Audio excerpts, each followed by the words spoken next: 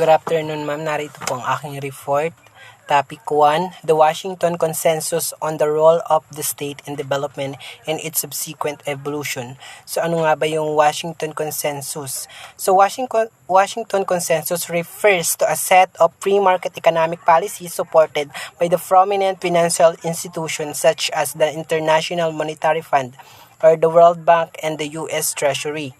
So a British economist named John Williamson coined the term Washington Consensus in 1989.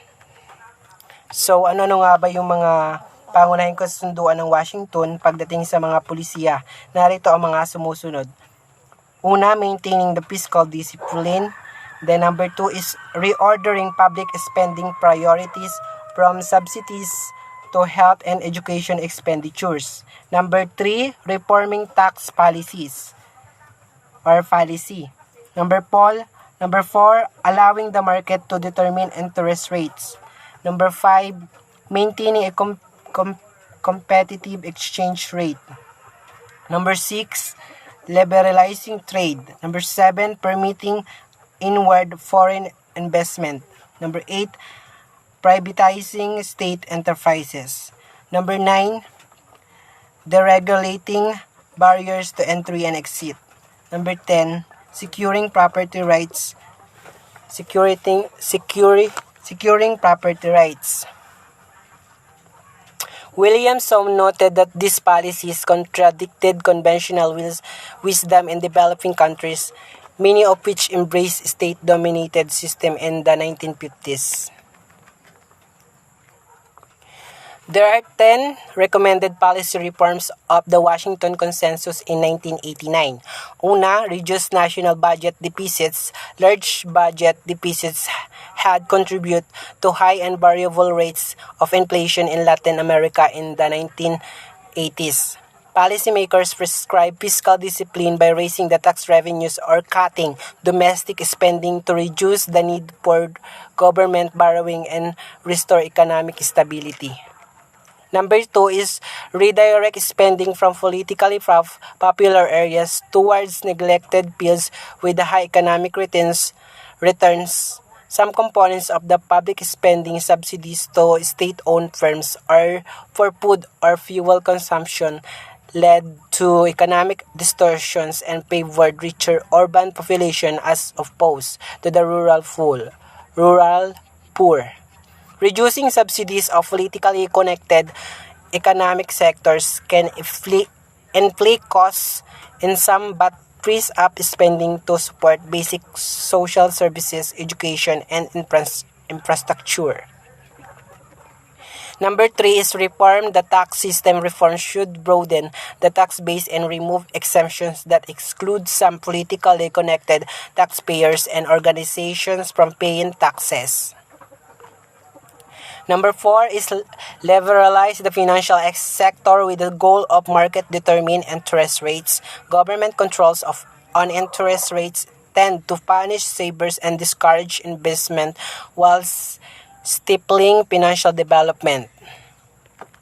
Number 5, adopt a competitive single exchange rate.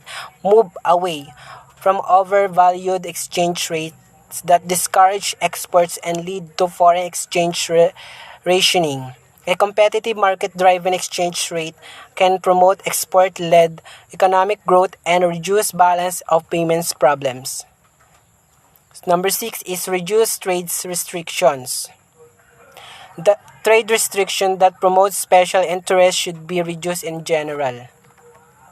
Number 7 is abolish barriers to foreign direct investment. Banning or restricting inward foreign investment gives domestic firms a monopoly and reduces competition.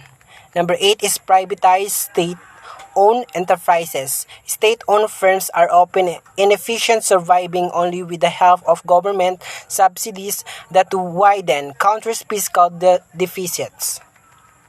Number 9 is abolish policies that restrict competition, removing regulations and obstacles that prevent new firms from entering the marketplace can stimulate competition, efficiency, and economic growth.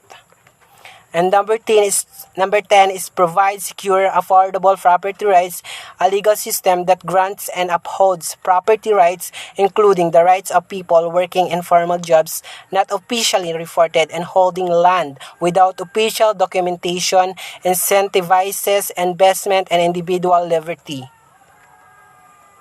So the ideas were intended to help developing countries that face economic crisis. In summary, the Washington Consensus recommended structural reforms that increase the role of market forces in exchange for immediate financial help. Some examples include free-floating exchange rate and free trade. Critics have pointed out that the policies were unhelpful and imposed harsh conditions on developing countries. Others have defended the long-term positive impact of these ideas. So, ang pangalawang topic ko po is developing political economy, theories of policy formulation and reforms. So what is political economy? Political economy is a branch of social science that studies the relationship that forms between a nation population and its government when public policy is enacted. It is